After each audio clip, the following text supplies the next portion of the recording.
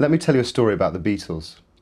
You know that famous shot of them when they're looking down the stairwell? Well, apparently when they were there, Ringo turned to John and Paul and said, "You guys are rubbish at writing songs. If me and George had written them all, we'd be even bigger than we are now."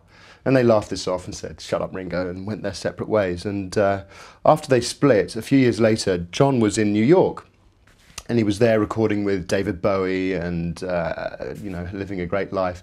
And he remembered this comment that Ringo had made. And so he phoned up Paul and said, "Paul, come over, let's record some songs," to wind Ringo up. And so Paul flew over, and over a weekend they demoed some tracks.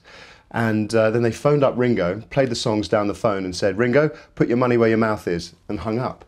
Now, Ringo said, "All right then," and phoned up George, met up with him, recorded some songs, and they all got together and they all came back to London and naturally at Abbey Road Studios demoed some tracks and recorded an album which it was entitled Verses, and the idea was one side was going to be John and Paul's and the other side was Ringo and George's, and it was Verses with an E, not a U, so as in verse, bridge, chorus.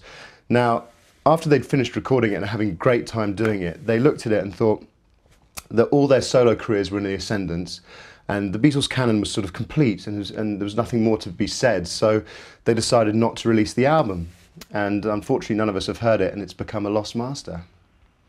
Now, wouldn't it be great if that story was true and this album was real?